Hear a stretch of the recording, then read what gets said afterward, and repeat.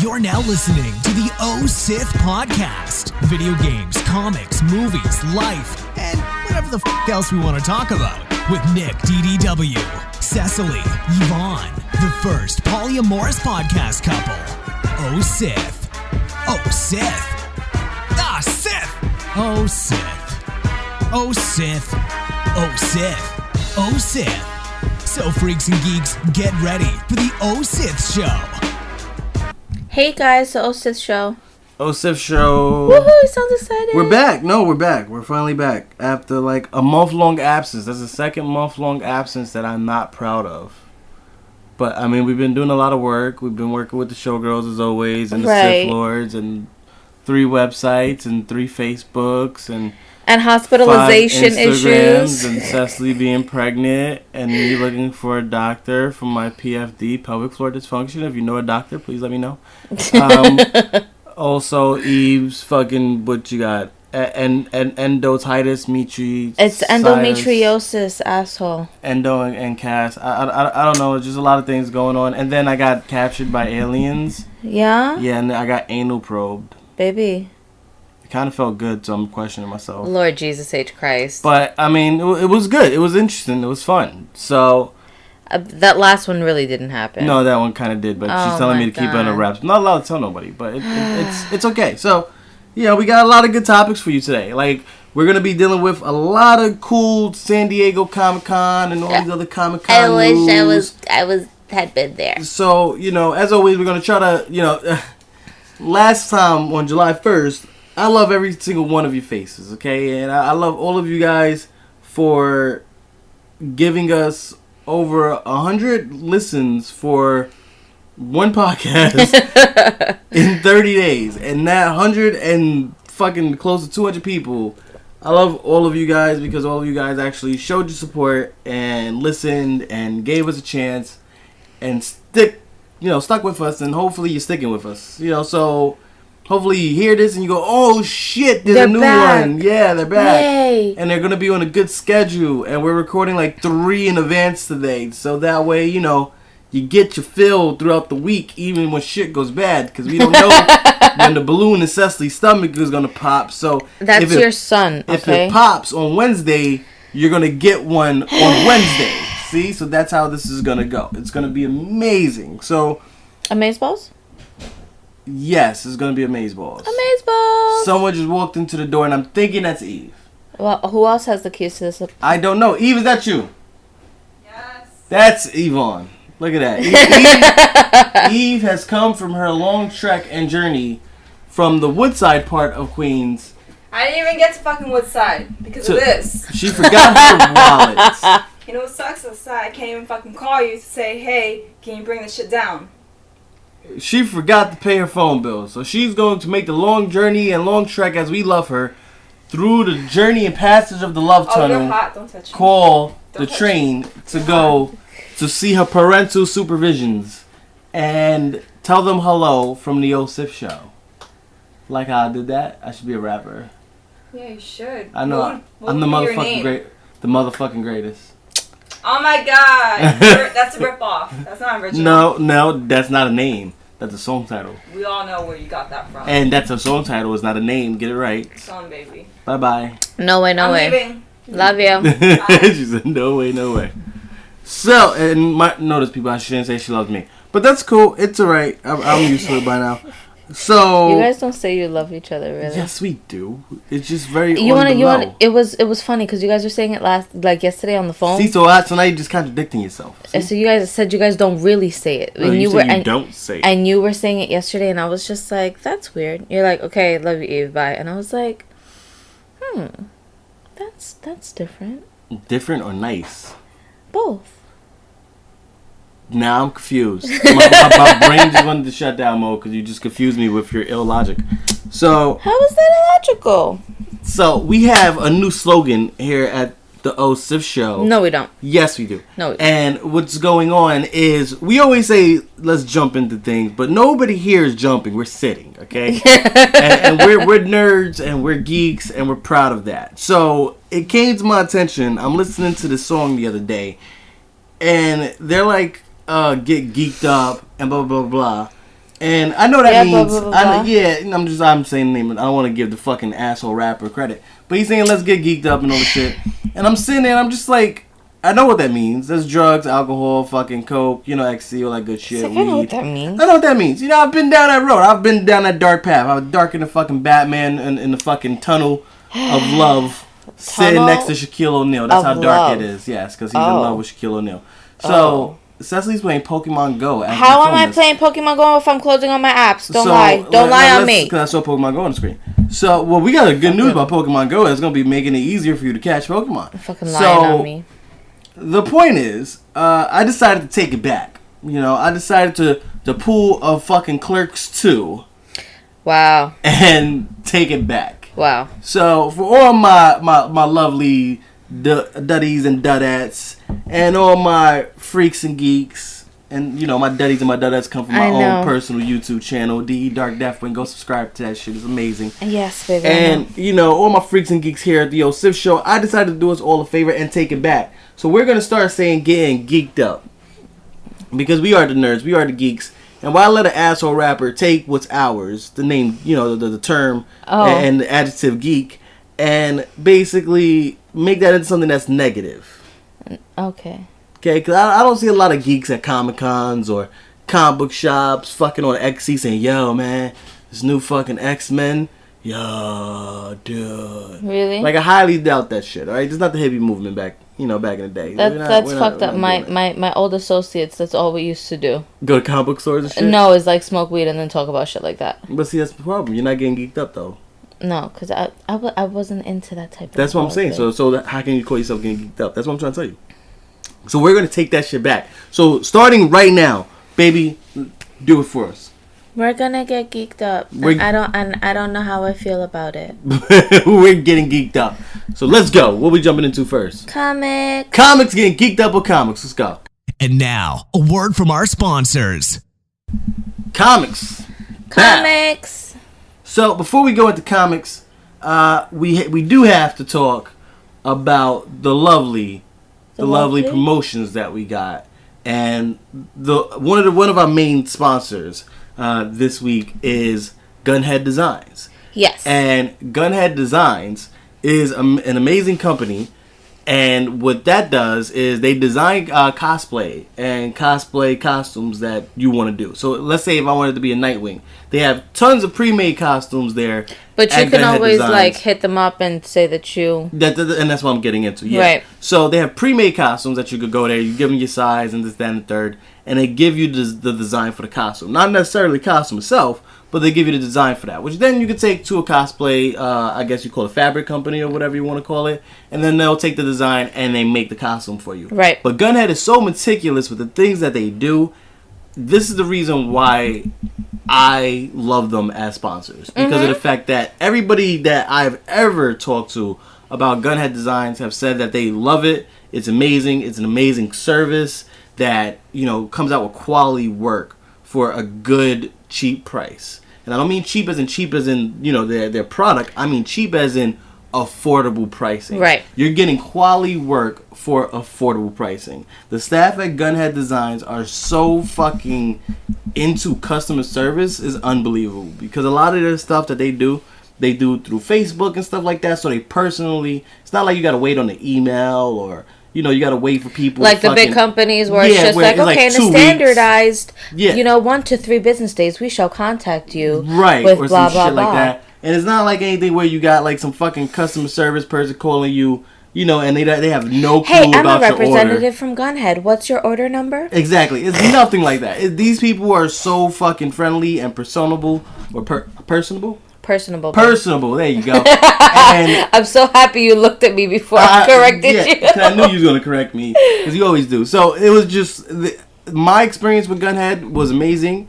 I'm personally getting Under the Wraps cosplay right now, alright? That's yet to be announced. So I wish I could tell you guys, but I can't, because I don't want none of you motherfuckers out there in podcast land stealing my idea before I get my idea out there first, okay? Podcast land. Yes. It's a magical land of people in podcasts and listen to podcasts and make podcasts, right? So if you guys want quality material, if you guys want quality work, if you guys want your costumes done the right way and not by some fucking asshole motherfucker that has no idea what to do, go to Gunhead Designs. You could definitely find them through Google searching, or you could go directly to their Facebook. And I'm going to give you that right now because I don't want you guys going there and fucking it up, because so many people go there and they don't know their address, and I get many emails going, what is it? It's simple. It's gunheaddesign.com. Again, baby, gunheaddesign.com. there you go. That's simple. If you can't figure that shit out, GUNHEADDESIGN.com.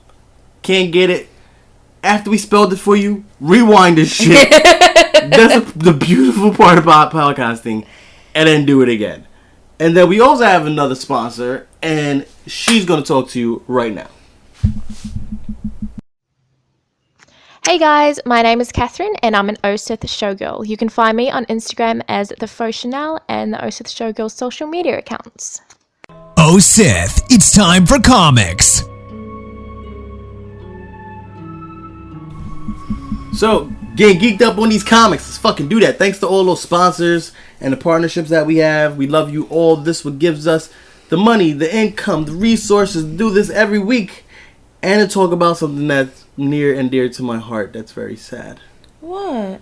Bruce Banner, the Hulk, has died. Oh, I thought you was gonna get into something personal. It is personal for me. Oh my god. He represents my rage and my anger and really, babe? And my problems, my physical, medical problems, my pelvic floor disorder. It's like every time I get upset and then I get my pelvic floor spasms, it's like the Hulk is coming out. Really? Because I get short-tempered and ill-tempered and shit, and you know, I gotta lie down and try to relax and rest. You wanna know what's fucked up? It's true.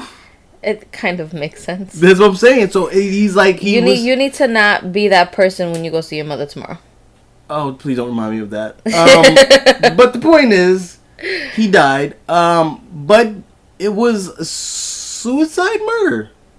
Why are you questioning? Because okay, see, you gotta read it. It's a very sad thing. So I don't like reading sad things. So he's been in the new issues of Totally Awesome Hulk, right? Mm-hmm. And in Totally Awesome Hulk, okay? Totally Awesome Hulk. Right. I don't know why they did that. They should have just called it Ta. Really? Yeah, TAH, Ta. Really? Because he is an Asian hero, so Ta. Oh my god, babe. Sounds like something that you say, like fucking Goodbye. Genghis Khan. Just fucking. Oh my goodness. Game of Thrones speech. Just fucking Game of Thrones speech. That's yeah, like the Dothraki language or whatever. Ta-rak. No. No. So no, Nick. Amadeus Cho, who you know is a new Ta. All right. You're fucking He's disgusting. cured Bruce Banner by absorbing radiation from him. Now, the whole point of that is now Amadeus Cho is now going through things where he's having dreams, and in his dreams he's becoming the Hulk. Right. And the Hulk is doing things like helping villains and... Oh, no. Yeah, like doing things in his sleep. And then he's realizing that some of these dreams are not dreams. He's actually sleepwalking as the Hulk. Oh, no. Because the point of being a Ta is... Oh, my God. Stop saying that. He has complete control over how and when he turns into the Hulk. Okay. He doesn't need to be angry. Right. And on top of that shit, he does it at a whim, like I said, because he chooses when. But he also keeps his mind. Right. So it's not like Hulk smash is actually him in the body of the Hulk. Right. But now this Hulk is taking parts of his personality and becoming a whole separate entity, the way the Hulk entity was separate from Bruce Banner. Like Dr. Jekyll, Mr. Hyde type of thing. Not really, because remember, Dr. Jekyll and Mr. Hyde was aware of each other, but then they kind of worked together, but then not really worked together. You know what I'm trying to say? Bruce Banner and the Hulk was completely different. Mm-hmm. Hulk hated Bruce Banner because he thought Bruce Banner was weak for being smart and feeble. Right. And he was dumb as fucking rocks. But he wasn't dumb at fighting. Right. But he was just dumb as shit. Hulk smash. Like, you can't say, I'm going to smash you. It's Hulk smash. Oh, my God. Hulk lift puny hammer. You know, that type of shit. You know, like, but it was fucked up. Now, Amadeus Cho goes there. And where? Well, to Bruce Banner's hideout. And he goes there with She-Hulk and Rick Jones. This is before she fucking dies. Right, exactly. So this is pre-Civil War, okay? Right. Now he goes there and he basically tries to talk to Bruce Banner about getting help. And Bruce Banner's like, I know you're here, you need something, blah, blah. He goes, nah, man, you know, I heard you were sick, you know, and I know your secret hideouts and everything, and I brought some friends because, you know, you're isolated and lonely and all this shit. Right. So he did that, and as he's doing that, Bruce Banner really is sick, so the Hulk is gone because he couldn't get a cold as the Hulk. Right. You know, so by the end of the issue, though, you find out that Amadeus Cho caught Bruce Banner's cold. Oh, great. So what does that mean? On top of that, at the end of the issue, is when he figures out, okay, well, I couldn't tell him the truth while I was here. You know? And then on top of that, he goes into Bruce Banner's, how can I call it, a vault that he built when he first became the Hulk. Uh-huh. And he sealed himself in the vault. And Rick Jones stood outside of it the entire night just to make sure if the Hulk did come out, that the Hulk, he would have a chance to try to calm the Hulk down. Okay. And he said the Hulk banged on it the entire night and couldn't get out when Bruce Banner first turned into Hulk. So Amadeus Cho locks himself in the same fucking vault. Right. Turns into the Hulk and knocks it down with like 3 punches. Oh, that's fantastic. And he goes, well, I guess it couldn't hold me, so I guess I'm better. Oh. And then he turns back into Rick Jones. Like, it's so fucked up. So, that's the last comic I read. Maybe I missed one or two, you know, during the comic weeks. I don't know. But that's the last one I read. Next thing you know, I pick up Civil War, and it starts out outside one of Bruce Banner's secret hideouts, okay? And Tony Stark walks in with Captain Marvel. And Tony Stark is like, listen, Bruce, we're here to talk. You know, I want to know what has been going on with you. You know, like, things aren't really right. You know, we know you cured yourself of the Hulk and stuff. And Bruce Banner is like, why are you, if you're worried about me turning into the Hulk again, why are you not here with your armor on? Right. Because he walked in with just like a black spandex. Okay. And he goes, well, that was one of the conditions. And he goes, conditions? What do you mean conditions? And he sees Captain Marvel next to, you know, Tony Stark. Remember, this is the Civil War, so they're split in half. And he goes, well, you know, Ulysses, this new kid. Ulysses. Yeah, again, separate way people pronounce his name. And he's had a vision of you turning into the Hulk and killing everybody. Oh, fantastic. So we're here to see if it's true or not. Okay. So can you just come with us and we run some tests or whatever? And he's trying to keep himself calm and everything. And he goes, okay, sure. You know, like, I've been cool. You know, I'm in Recluse. You know, I'm like, yeah, I don't want to be around people, you know? So that shit like this doesn't happen. Right. So I really fucking hate visions because I feel like visions, it's like you have the vision and then... Well, Tony Stark's whole point of it is not really futuristic visions because the future is not written yet. It's probability. Yeah, but you do everything to make that a very fucking high probability. If you left the motherfucker alone and you didn't... So you're Team Iron Man. Oh my God, leave the motherfucker alone. So you're Team Iron... No, because that's basically Iron Man's whole point. Is if you don't interfere and let things play out, the probability might go a different way. It's mathematics. Tony Stark's whole thing is, I'm a futurist. You know, I build things. I see the future. You know, without having visions. Like, I can see what things can become. You know what I mean? Mm-hmm. Like, seeing the potential in a person. Or seeing, you know, okay, that's a car. You know, I can see the math in it. I can make that car fly. You know, like, he's a futurist. You know, that's basically the whole definition of being a futurist. So he's like, I can see the future through fucking science. You know what I mean? Like, I can see the future. I have my own way to see the future. So he goes, this kid is not having visions. He's doing the same thing with mathematical variables in his head. You know? So some things come true. Some things don't come true. 9 times out of 10, though, they do come true. You know what I mean? So he just has a very good winning record right now. Very good winning streak. Yeah, well, winning. I'm talking about like basketball, like winning record. You know, so like, because there's not even on a streak, because he's going like maybe 1 wrong, 5 right, 1 wrong, 5 right. You know, that type of things. So he goes outside, and as he goes outside, everybody from the superhero community is there. The X-Men, the fucking Avengers, all the different types of Avengers. Okay, because you know they got like 12 different teams now. Fucking all of them are there. The Ultimates, Shield, Maria Hill. You know, even Old Man Logan is there. You know, he doesn't want to deal with anybody. Even he's there. Because he's, you know, fought the Hulk multiple fucking times. So, he's like, what the fuck is this? Right. So now he's starting getting angry because he's being accused of shit. Not he willingly went outside with you. He willingly let you into his home. You know what I mean? Like, he willingly agreed to these tests, Like, I thought you guys were friends. Like, Right. So he trusted you. And then as they hack into his database, they find out that he's been experimenting on himself with gamma radiation why? to basically keep the Hulk at bay. Like, he's so paranoid that he's injected himself with gamma. It's like, how you like inject yourself with the flu, the dead flu things to become immune. So that's basically what he's trying to do. So when they find that out, he's basically like, no, you don't understand. But he's not getting angry because he can't turn into the Hulk. So all of a sudden, you see an arrow come out of the trees, and it goes right into Bruce Banner. Kills him right on the spot. Like, literally kills it. Because the Hulk... That's fucked up. Because the Hulk would Hulk out and basically pull the fucking... Because he has a regenerative thing like Wolverine. He would have just pulled the shit out and been fine. Nope. Dead. Done. Murdered. Bruce Banner is no longer part of the Marvel Universe. Done. So... Who the fuck did it? Hawkeye. Why? And this is why I said it's a murder-suicide. Because of the fact they do a flashback. Now, mind you, Hawkeye at this point jumps out the trees, holds his hands out, lets them arrest him, S.H.I.E.L.D., And he's a member of the Ultimates, mind you. Yeah. And he's also a member of, Robert DaCosta's Avengers, who's basically the repurposed AIM, the guy in the yellow Bumblebee suits. Yeah. And, that's just fucking sad. So the point is, Bruce, it does a flashback, because now Hawkeye's on trial. Yeah. And he said that, that Clint Barton, Hawkeye, was approached by Bruce Banner. Now he's doing a whole flashback thing. Bruce Banner gave him a specialized arrow tip that can be used to pierce. It's like a gamma arrow tip that can be used to pierce him if he did Hulk out.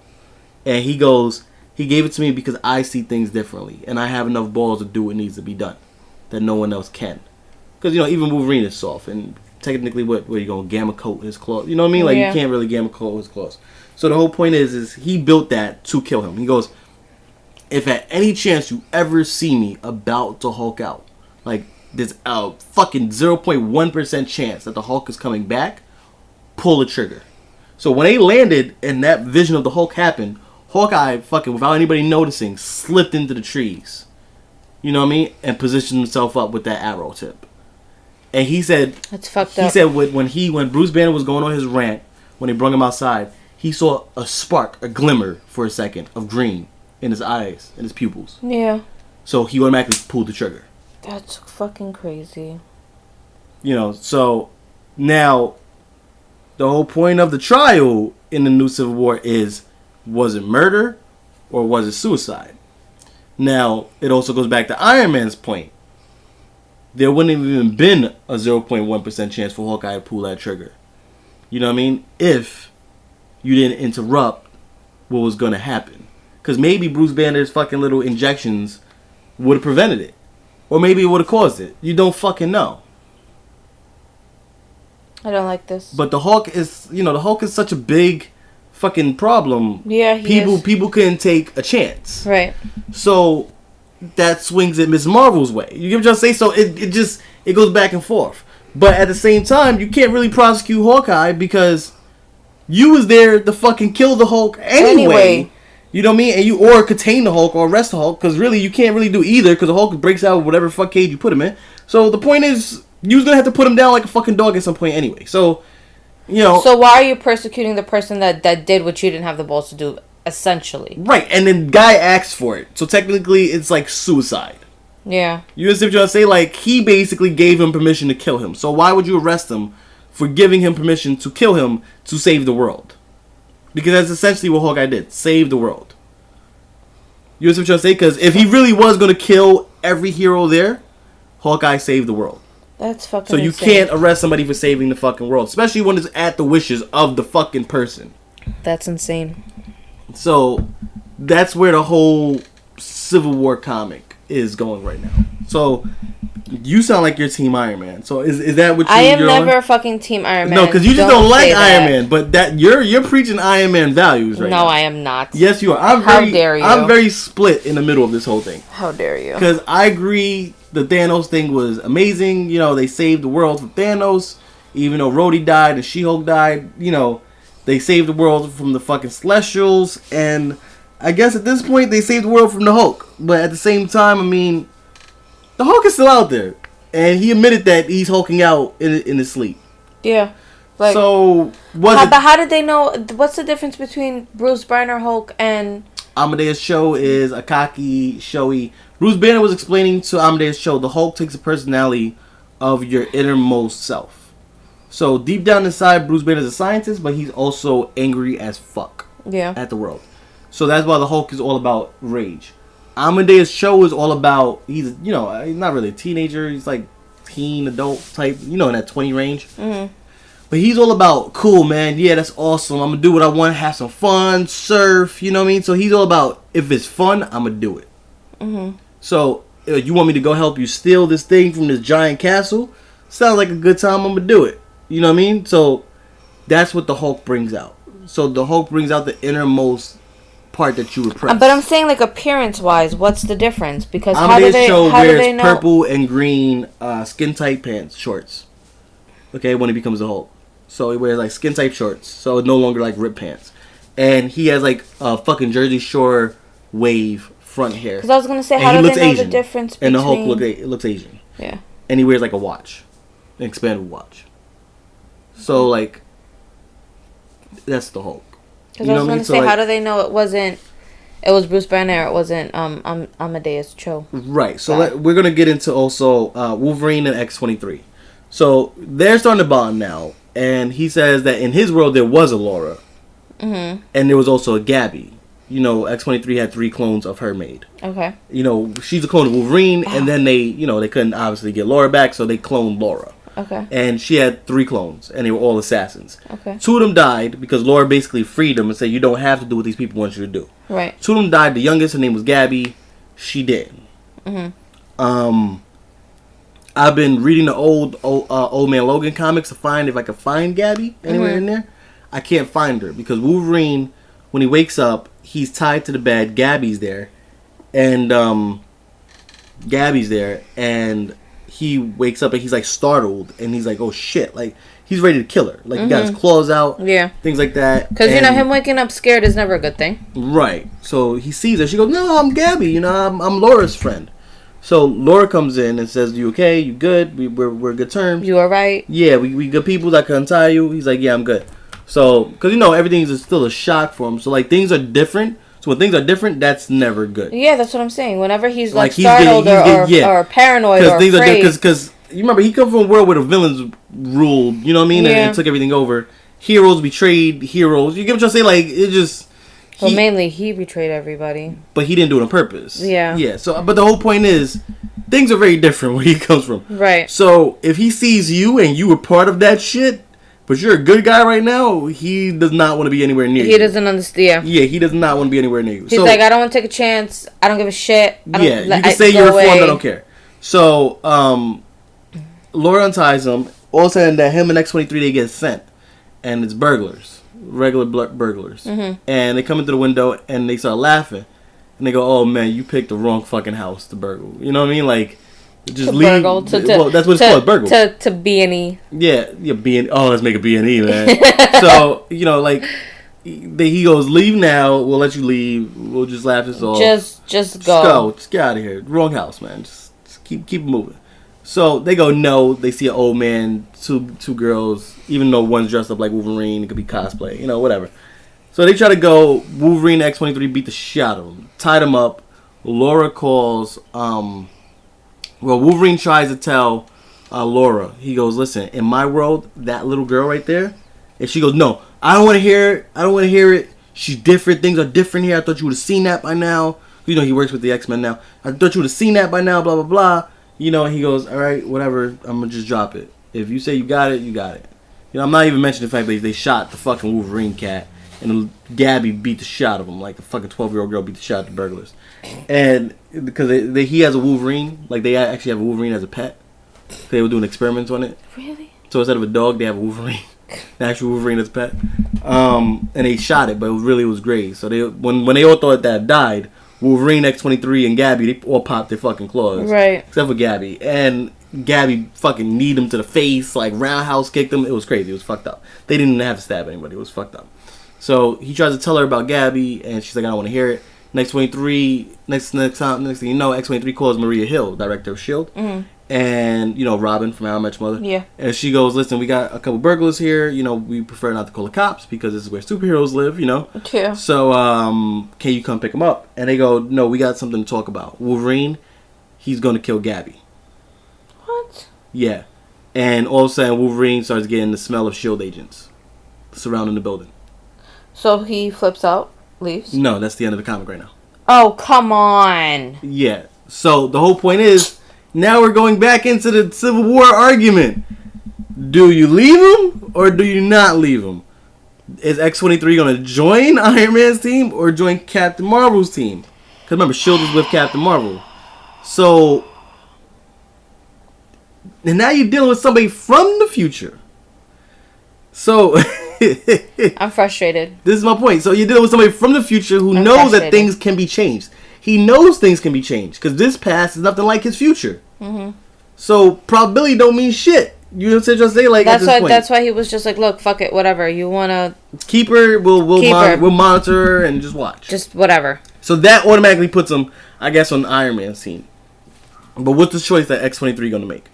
Let her little sister die, or and give up Wolverine?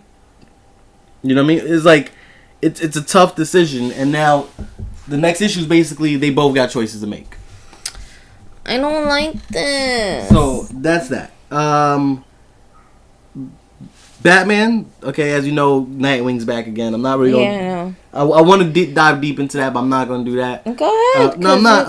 Because I know you. Um, On the inside, you're like brimming with I'm brimming like. with like I want to go into this, but I'm not gonna do that right now. I want to see the next issue first because next issue explains a lot more. Because you know he hasn't really. So you're not gonna touch it until you have all the information. Right, because he went into the Bat Cave basically, and you know where all the dead Robins have, or the old former Robins, depending on which way you want to look at it, have all their costumes. The Nightwing costume is nowhere there. Because remember, people forgot about Nightwing. That was the whole point. So Right, I remember. he opens up a secret vault behind that shit, behind the cases, Okay. and that's where his Nightwing costume is. So he brings that. But how would that puts be in on. it? But how would it be in a secret vault if everybody forgot who he was? Except Why would for Batman and his friends. That's the whole point. So I guess he made a deal with Batman, put my shit in a vault, so that way if anybody like Superman or anybody ever comes, whatever, but not Superman, but you know what I mean. Like if anybody ever comes like and discovers the Batcave by accident, you know they won't remember me. You Yeah. know? So put it in a vault, hide the vault behind the dead Robin cases. So that's the whole point. So he puts it back on, and then he got. I like the suit, okay, because it goes back to the whole blue and black. Okay, I love the blue and black, but it also has new boots and new fucking gauntlets, and I'm just like, I thought you were gonna put back on the old suit. Yeah. Did Batman just modify it without telling you? I thought you don't like Batman doing shit for you, like. So I mean it's alright. It's alright. Yeah, I mean I ain't gonna rage too much over it, but so we don't really know the whole extent of how he's gonna go about. You know, getting, you know, his identity back as Nightwing. Right. You know, so basically he did fix the Court of Owls thing. Remember the whole Yes. we have the Grayson thing? Yes. Because they basically threatened Nightwing with, if you don't join us, we'll kill Damian because we implanted a thing in his head. Yes. Because remember when he sided with the Talon, you know, against Batman, he sided with the Court of Owls. So during the whole We Are Robins arc, Yes. and he did that to save Dick Grayson and them. They're Yes. like, well, if you join us, we won't kill Everybody else. Right, so he did that. But in that process, they secretly implanted a bomb in his brain. So the whole point Dick That's Grayson fantastic. Dick Grayson took him to an arcade because Batman never takes him to an arcade, you know. And Dick Grayson's like, Batman used to always take me here, you know, whenever I was feeling down and sad. Yeah. But I guess that was Dick Grayson's way to say, if you're going to die for me doing this, At let's least have a have good day. some fun, Yeah, yeah. be a kid for once. So in the end, he gets all these parts from all his friends. Like that's the whole montage. He's getting parts from everybody, and builds a device, and goes up Damian's nose, pulls out the bomb. So now the Court of Owls has no leverage over Dick Grayson. Right. So Batman walks in and goes, "What is this?" You know what I mean? And he goes, "No worries, Bruce. I got it. Bomb gone." You know, It's not diffused yet, but it's out of his brain. it's out of his brain. We don't gotta worry about Damien anymore. And then Damien's like, "There's a bomb in my brain. Nobody told me." He goes, "Fuck this." So then Batman goes, "You know what? Here's some money. Go to the arcade." Which is pretty funny because in the beginning of the issue, Damien said he's never been to an arcade because Batman won't let him go. Yeah. So now Batman's letting him go, but he was already there. He's like, "Hey, here, just But he's have like, fun." but he's like, I was already there like 20 minutes ago with Dick. Like, you know, but he never said that shit. So that's when Nightwing goes in the case. Goes, now that I don't have to worry about being controlled by the, the owls anymore. I don't gotta worry about Spiral, being a spy anymore. Took care of that shit. I can go back being Nightwing. Right. So I don't want to talk about it because that'll be. I mean, you just talked about it for the past couple minutes. Yeah, but I'm talking about the whole overall part. I know. Because I gotta wait for the next issue to find out how he's going to go about having the world not remember, who his identity is. Right. But I mean, because you see Nightwing, everybody's gonna remember. Oh yeah, there's a Nightwing. You know what I mean? That's really Dick Grayson. So I gotta figure that out. But it's really interesting. But Batman and Gotham. Remember I told you there was those like Superman type people? What? That there was Superman people in Gotham. They would call themselves Gotham or Gotham Girl. Yes. Okay, so Sorry, the way you phrased that, they're like I was they're like, like they're what like the fuck? Superman, and you find out that in a flashback sequence, the boy Gotham, Batman saved him, and same way. So both of them, he was walking down the alley with his parents. Burglar came out, was about to kill the parents. Went for the mother's necklace as they did with Batman's mother with the pearl necklace. Batman though jumps out the shadow, beats a shot at his fucking burglar, smashes his face into the wall. Blood is dripping everywhere because I guess he's fucking enraged. Like that's how his parents died. You know what I mean? And looks at the kid and goes, "You're gonna be afraid. You're gonna be scared for a very long time. But don't worry. After a while, the fear will make you stronger. What the fuck? Embrace the fear." What the hell? Yeah, like it's okay. And after a while, you realize it's okay to be afraid. What? And then like grabs the burglar, like he's like lightweight, because the dude was big as shit, and like grapples away. So this kid Is left with this fucking impression of like Batman being like the super god, Yeah. and like an idol, a role model. So his entire life now becomes martial arts and detective work. He becomes like a new version of Batman type of thing. Without the injustice of his parents being killed. Right. So he grows up happy, and his parents are rich. Just like Batman's parents. They're like the third richest family in Gotham, and Batman never knew this shit. And so apparently Batman is not omnipotent. Like he doesn't know everything going on in Gotham. So but his little sister basically idolizes her brother. So whatever he's doing, she wants to do. Right. So she's the younger sister. She wasn't there that night? She wasn't there that night. So she doesn't have that trauma that he has, but the whole point is she wants to do what her big brother's doing. So they start doing things, they start traveling the world to learn things, and next they're asking for money for this experimental procedure. Right. So so this is where the cliffhanger comes in. Now at the end of the issue, Hugo Strange is there. And Hugo Strange, as you know, is a big time Batman villain that experiments on people, whatever. And to me, as a reader, it didn't read like Hugo Strange made them, but knew of them, or probably had some type of connection in making them, but wasn't physically hands-on, right, in making He them. was a contributing factor, but he didn't do it, yeah. Because he knows of them. He knows their background. So that's weird. But the funny part is Batman already deduced their identity because he went there posing as an FBI agent using his infamous, undercover alias Matches Malone. I can't with him. And they tell him the whole story. So when there's a bridge being broken, Gotham and Gotham Girl is like trying to hold the bridge up, and he goes, "Don't worry, he's here to help us." Because also you see Batman on the bridge, and he's dropping these magnets, calls the bat plane in. The magnets are being like grappled by the bat plane, and it's holding the bridge up. Yeah, and then he goes, "You don't worry, you guys got it, and I'm glad you're here in Gotham." And then he because he doesn't trust anybody in his town. You know what I mean? know. So by hearing the origin story, he's like, okay, these are not villains. These are kids like I was that decided to do something with their life, their purpose. Right. And I was the factor that made these people.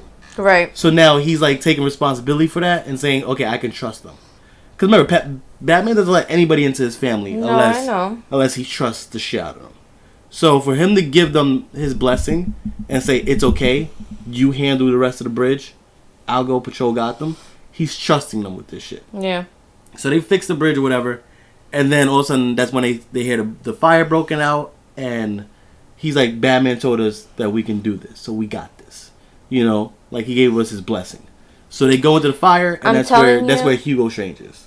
I'm telling you, this is not gonna end up well. Somehow. They're gonna become villains, you think? Yes. Oh. His fucking sister's gonna die somehow. He's gonna fucking blame Batman because Batman wasn't there to save his sister, and then he's gonna become a fucking bad guy. Maybe. I see it fucking from a mile away. Birds of Prey, was Black Canary, Huntress, Yes. Oracle, and then whoever else they wanted to bring in. Female heroes that had bird type names.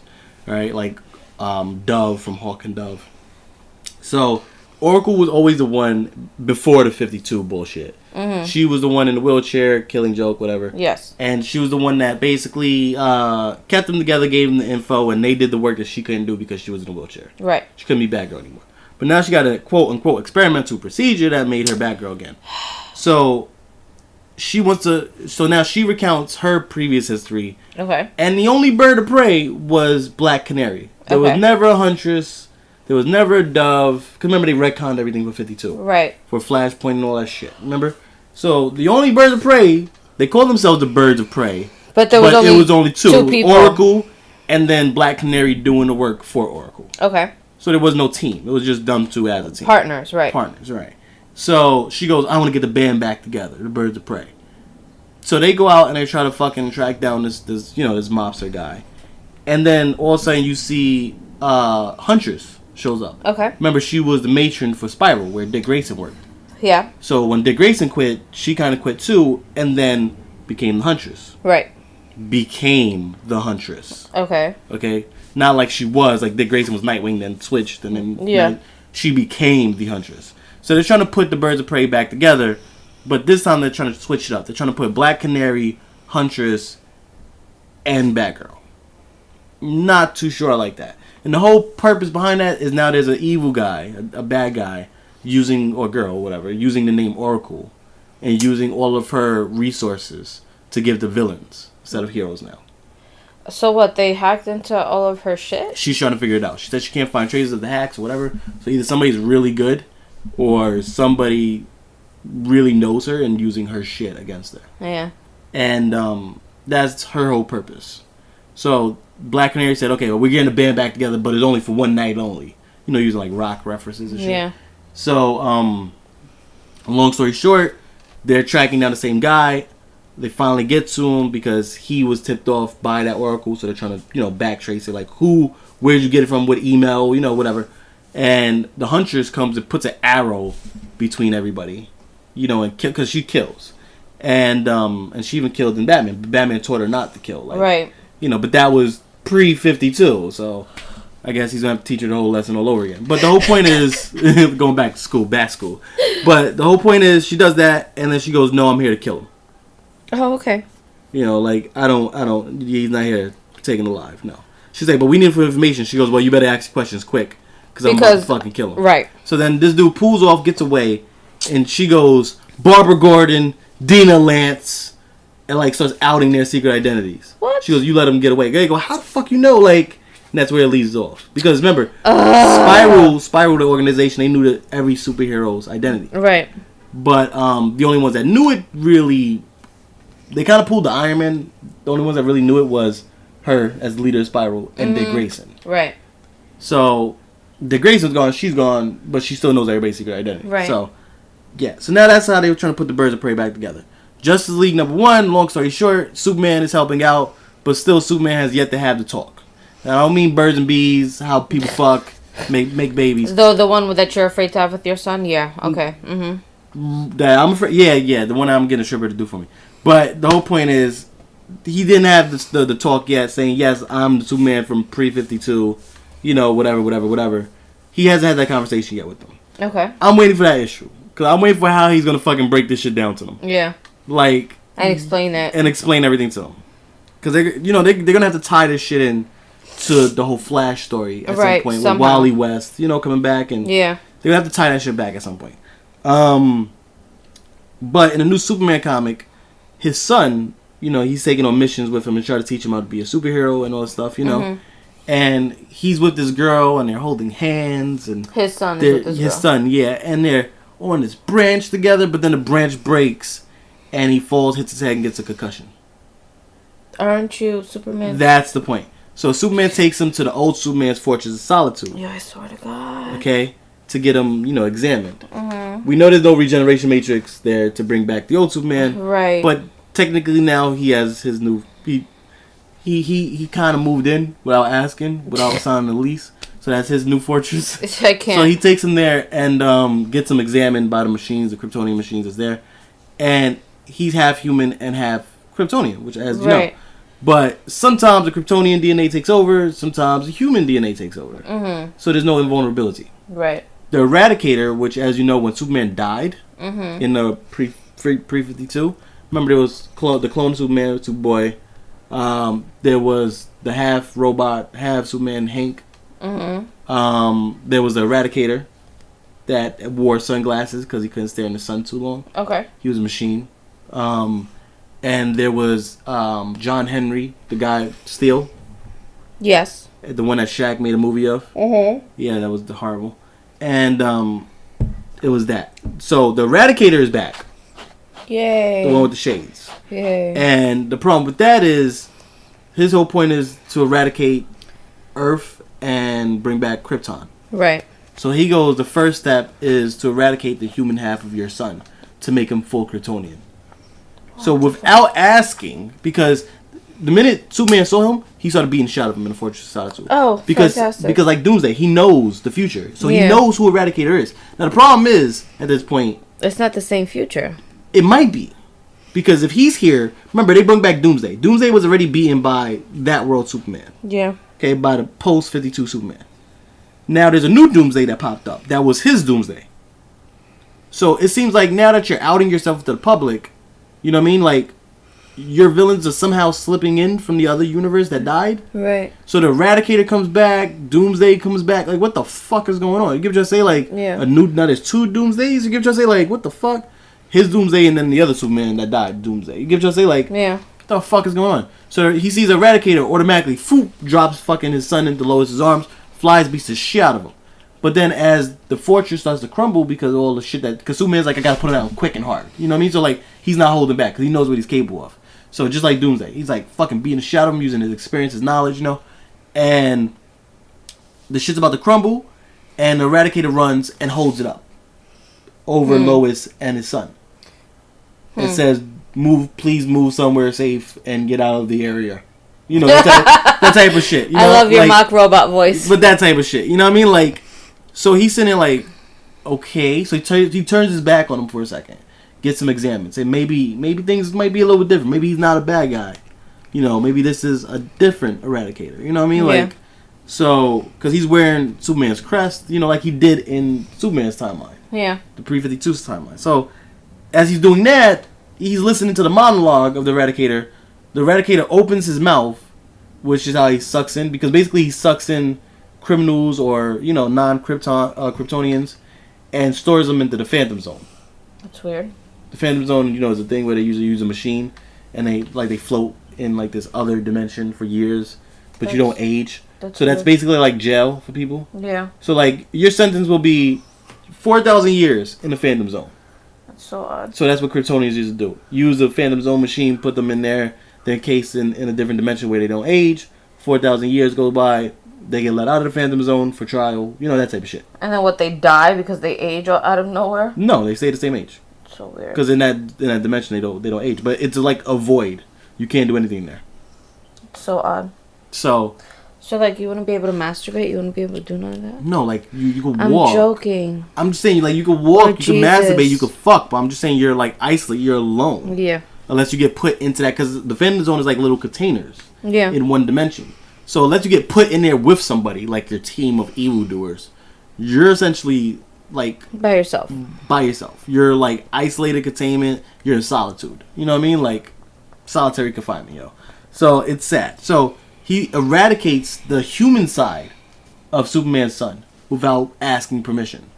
And in that process, Krypto, the super dog, gets in the middle, starts barking to try to protect, the human John, half. Yeah. John, Superman's son, and Eradicator sucks him in too. So sucks in the dog, sucks in Jonathan's. That's what the son's name is. Jonathan's half. Superman doesn't know if his son is dead or alive at this point. Fucking beats the shit out of Eradicator. So what is it? Is it like his son is now two different people? No, his son just split in half. Remember, his son is half human, half Kryptonian.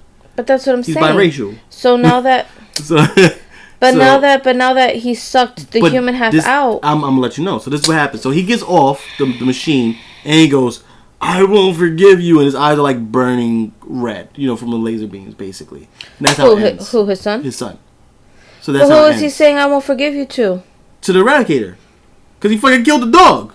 Remember, he's a kid. He killed Krypto. Yes, it's fucked up. So that's what that is. So from here, let's go get geeked up in movies. Let's go get geeked up, babe. We're gonna go geek. Yeah, my geek is running out. I gotta get geeked up in movies. Oh. So pass me that, and we're gonna get geeked up in movies. Oh, okay, babe. You got it. I fucking love you. Oh, Sith, you need to watch this. So we're getting geeked up on things that you should watch, and the reason why I said movies is because it's big on movies today. Because San Diego Comic-Con and all this stuff, they announced a lot of trailers. And I gotta admit, I don't like Warner Brothers for the movies of what they did with Batman vs Superman, but the new ones they look good. I'm not. He's so reluctant. He's like, they look good. They look. I'm a DC fan, and I got disappointed with Batman vs Superman, and they kind of learned from their mistakes a little bit. I say a little bit because, okay, I'll explain it. All right, so let's get the TV shows out the way. So Star Trek, I know it's not Star Wars. Star Trek though, came out with a new show called Discovery, and the name of the ship is also Discovery. The ship looks ill. I'm not gonna lie. I'm not a Star Trek fan, but the ship looks ill. From what it looks to me, it looks like it's all black. And you know me, I like anything that's sleek and black. You know what I mean? It gives it like an edgy feel, a new age feel. That dull gray, it just looked like it was just too much of the same rehash. Enterprise. Yeah, it was just like so many Enterprises, and it was just, except for the Voyager one, but it was just like so much of the same rehash. Yeah, it was the same rehash. It looked like the same ship over and over again, just like updated over and over again. So I'm glad, new ship name and new color, and I'm happy for that. And it looks more modern, and it looks like the graphics are good.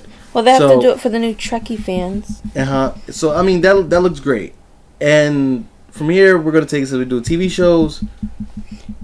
New TV shows? Is that how you phrase it? We're doing TV shows. Go ahead. So no, I just want to talk about my Game of Thrones. That's what I'm saying. So go ahead, go talk about your Game of Thrones. Oh my God! Stop rushing me. I don't rush you with your shit. This girl has no name. Can you please talk?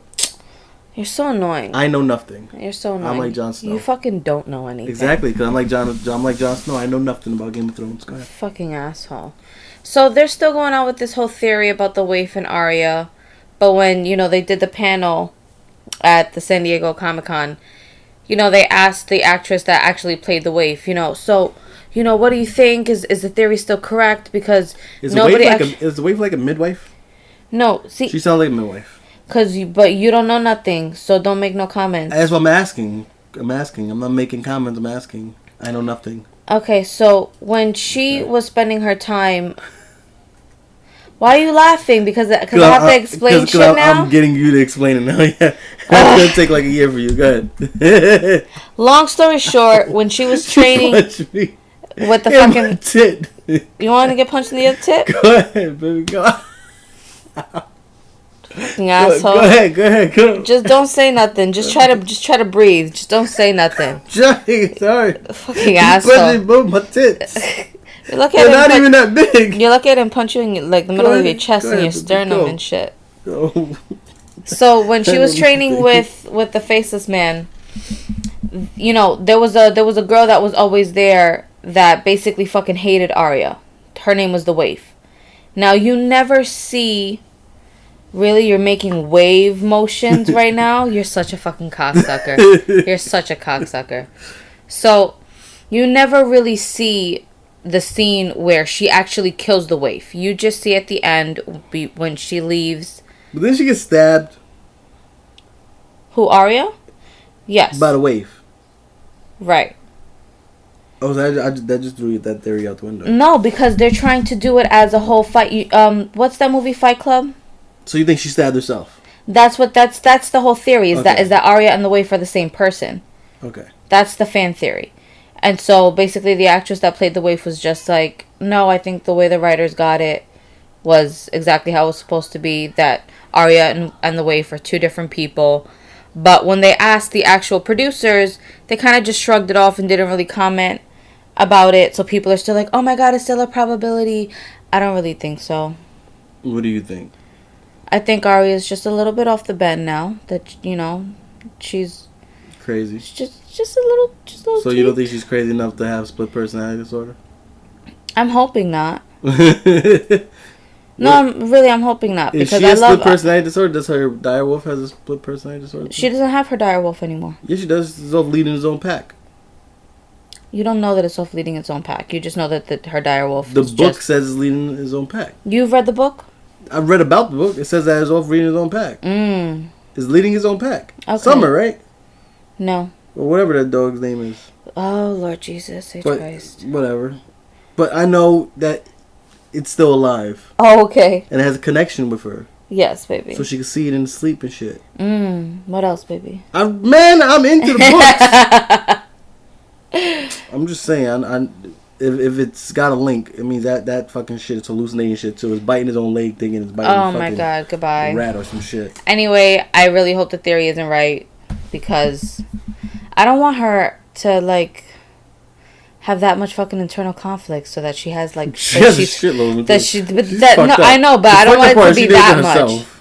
What do you mean? Everything that she did it herself. She sorted out the faceless man. She sorted out the way, like, she did that herself. Ain't no way kidnap her. You did your own fucking shit. You made yourself go crazy.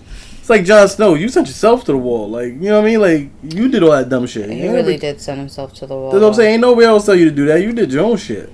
Yeah, but you don't know nothing, babe. And Jon Snow knows nothing, because if he was smart, he would stay the fuck away from the wall. Yeah, but he fucking doesn't know anything. His direwolf would be alive. He wouldn't have gotten stabbed. His direwolf is alive. His direwolf ain't alive. That motherfucker wasn't even in the last fucking Ghost battle. is alive. Ghost is a ghost.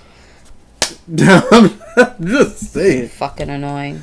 Probably off them in that battle. Go talk about the next fucking episode of Game of Thrones is gonna be him holding the wolf's body. Talking about, I wasn't there when they killed it. My ass was on the front line because Rickon should have went sideways and zigzagged, but he went straight. You are so fucking annoying. You are so annoying. Hey, it's like football. You should have spun jump. Shut up, babe. Just you got a million arrow people behind you. You going in a straight line? Shut up. It's like a fucking bad scene out of the Notebook. You're so annoying. John! You're so annoying. Rickon, I'm here. You're so annoying. I'm here, Rickon. Shut up. And then running with their arms open, next thing you know, right through the heart. Goodbye. So, yeah. So, Wonder Woman came out with his trailer. I like it. Why do you like it? I like it because it establishes correct Wonder Woman lore. Does it really? Yes, Wonder Woman is ageless. She will not age. Because Wonder Woman was made supposedly out of clay and Zeus brought her to life.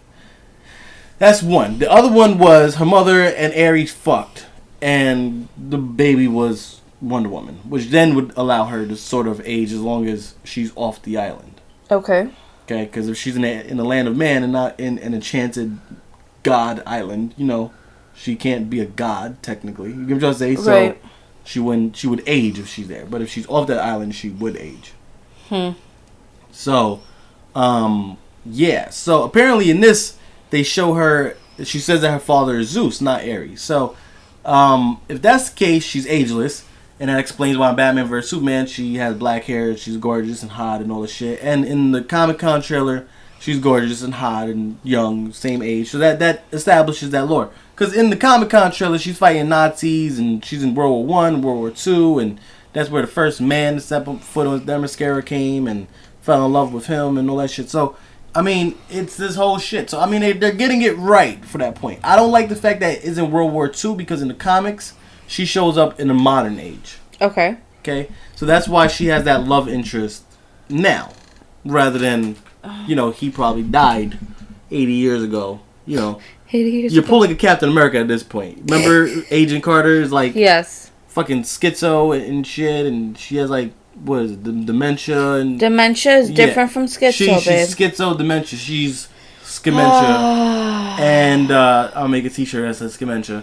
And nobody's gonna know what the fuck that means. They will if they listen to this podcast. Oh my god. So, she's old, remember, and he goes to visit her. That's what Wonder Woman's gonna be dealing with at this point. World War II and shit. Like, you're such an asshole. I'm just saying, like, because he'll be old as shit. So, that's basically what you're dealing with. So, I kind of like it, but I don't, because they should have put him in the modern ages. But I do like the fact that she's been there the whole time. I feel like helping out behind the scenes. I feel like it's gonna be boring. No. Really? But looking at that, there's a lot of action scenes there. Just looked a little lackluster to me. That's because you're not a Wonder Woman fan. I'm not a Wonder Woman fan, but at least I know the lore, so I could look at that and be like, they got that right. They got that right. They got that right. They got that right. You know what I mean? Like, I don't know. It looks a little...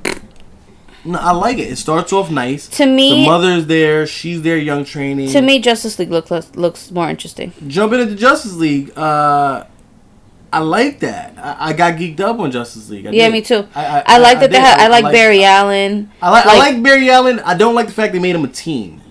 He's not a teen. When he joins the Justice League, he doesn't necessarily look like he's a teen. He looks like he's like in his 20s. He doesn't look like right, but he's also a forensic. He works with the NYPD in the forensic department. Right. I guess you could call him a forensic scientist or a forensic investigator, right? Detective, whatever you want to call him. But that's what he does. Remember, he's in his lab one night going over evidence, I think, of his mother's murder or something that's personal to him. And the lightning hits the chemicals, which then falls on top of him, which creates the Flash.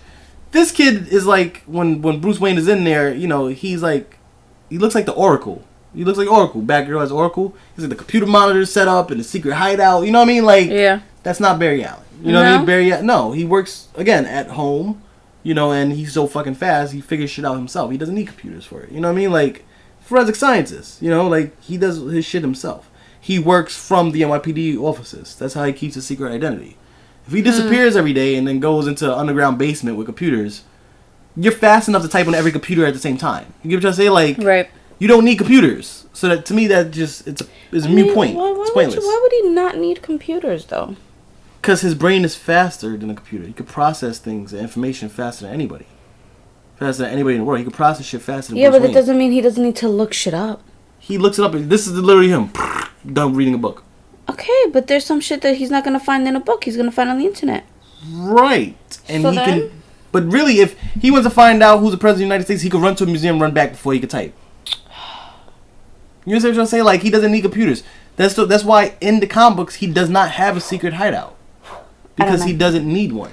So that's what I don't like. But I did like the actor's portrayal of Barry Allen. Because remember, Barry Allen is the grounding point of the Justice League. Right. Without Barry Allen's humor and youth and... It looked funny.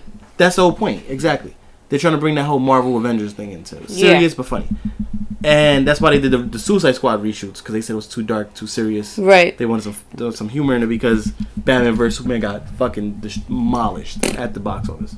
But the point is, just like Ghostbusters. Sorry. Ghostbusters, no, they got fucking stomped like a cockroach. It's horrible compared to Deadpool. But the point is, I like Barry Allen. Yeah. I don't like Cyborg. Again, I'm big for Cyborg for Teen Titans. I love Aquaman. Aquaman, I was afraid that they casted him wrong. I still think that they should have went with blonde hair. Because Aquaman always traditionally been blonde. But I do like the badass look of Aquaman. Do you know who that is? Yeah, Jason Momoa from Game of Thrones. Yes, I do know who that is. That's the one that raped Daenerys. Yes. And impregnated her. Yes. Batman should look at him and go, "You look like a rapist." Really? That would be a nice inside joke. Oh my god. Breaking the fourth wall for Batman. Yeah, that would never happen because he's not Deadpool. I know, but that would be awesome if he did. No. Be like, "You look like a rapist. Are you a rapist?" Really? Be like, "Do you have dragons or sharks? Which one?" Really? I'm just saying that would be awesome. Does he have dragons of the sea? Is that what or you sharks? Or he could say, "I have my dragons of the sea. I call them what is it? What's the name of the Tiger Sharks? That's so corny.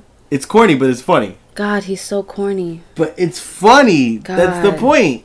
But it's funny. Tiger Sharks. You can't use like a great white whales or some shit. You gotta like no. No, babe, you just ruined the whole joke. But that's the whole point. There. That's the whole point. You need a full because everybody knows him as Khal Drago, and the whole point is Khal Drago had what tattoos, right? This Aquaman has tattoos. Like it looks the same. It looks like the same fucking character, except he's not wearing eyeliner. So. Why do you gotta try and ruin shit for me? I'm not ruining anything. I'm just saying it You know it what looks like we they just took the character, put him in fucking Justice League, and said you can show fish now. You know what we should have done? We should have had Eve watch that trailer because you should have seen how she would have like, oh my god, Yeah, Khal Drago. she would like fucking jizzed in her pants. Yeah, Yeah, but jizz and my exactly. Yeah. So I mean, like it to me it looks cool. I like it.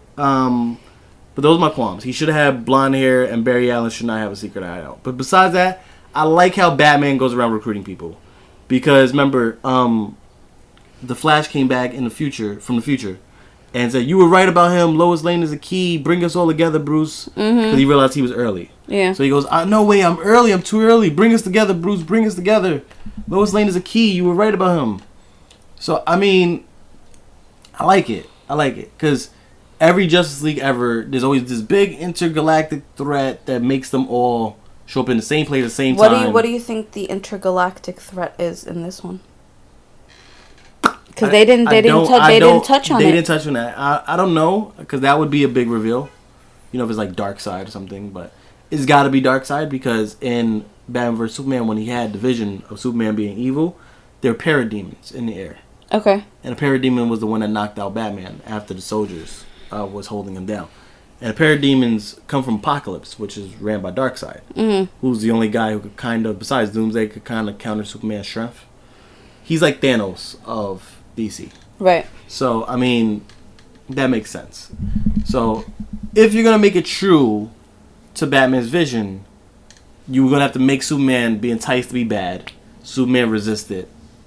You know what I mean? Mm-hmm. And Do you think that's why they didn't have Superman at all in the trailer? Right. Because 'Cause they don't want to ruin it. they They don't want to didn't, ruin it. Like, have one scene with him in the it. Flash said Lois Lane is a key. So I'm guessing they're going to pull an Injustice. You kill Lois Lane, Superman fucking sides with the bad guys because now he hates Earth for killing Lois Lane. You know what I mean? And then becomes bad. That's why that's my main guess. Because who's going to kill Lois Lane? It's not going to be the Joker because then he's going to he's not going to turn on the Earth. He's just going to take it over like in the game Injustice. Right. So, I mean, you give him Justice, so it's got to be something where he no longer likes humans. No longer distrusts humans. Like, he distrusts humans now. So, it's going to be something where she dies because of a human thing. And that's... Darkseid and Apocalypse will use that to recruit him. That's the only thing I can think of. You know, and that's when they'll side with them, and Justice League will try to take down Superman. He'll kill everybody. Batman's the last one left, fighting with the Resistance. Maybe. Because if you've seen a scene in Batman vs. Superman, he fights with the Resistance, you know... Batman's out in the daytime, which he doesn't do because motherfucker is lacking vitamin D because of that. You know, so... Like you. Like me, exactly. So, I know how that feels.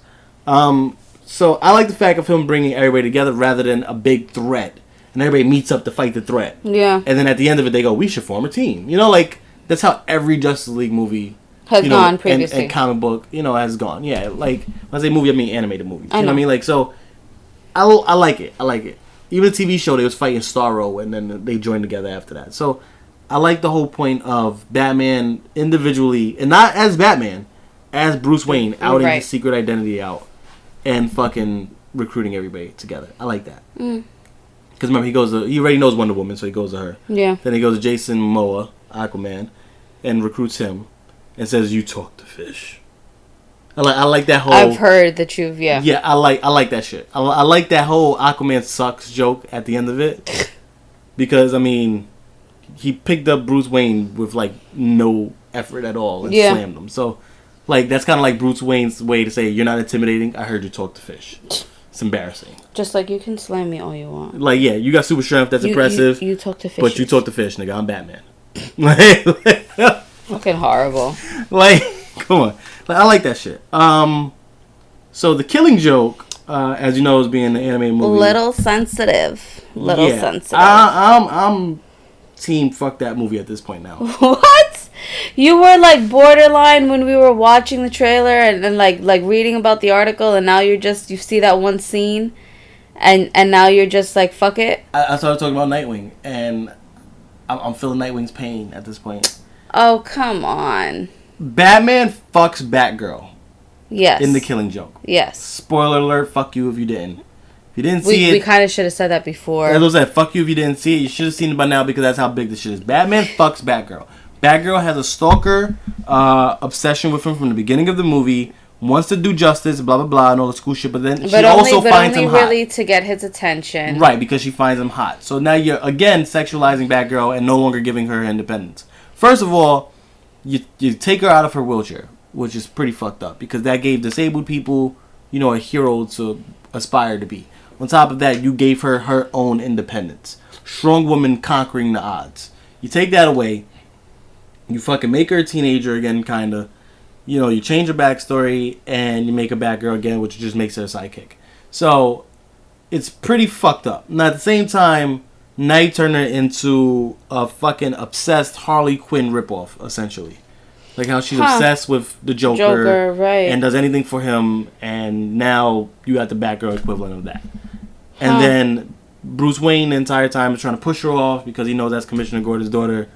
And then one day he can't hold his dick in his pants anymore. And she pins him down, rips off her mask, makes out with him. He grabs her ass. Yeah. And then they fuck wherever the hell they are. It looks like they're in the middle of a battle or some shit. Never like in know. a clock tower or some shit. They fuck. You never know. Like, what the fuck? And then on top of that, you got the sexualization of her in The Killing Joke, which people was against. Mm-hmm. Because you remember, he shoots her and then takes pictures of her, in sexualized positions and shit. Right. And then sends them to Jim Gordon. Like, and he molests her. So, like, what the fuck, dude? Like, the hell did you just do? Like, I don't know. Thinking about it more and more, that's statutory rape. You got fucking sodomy, molestation. Where's the fucking sodomy? The Joker.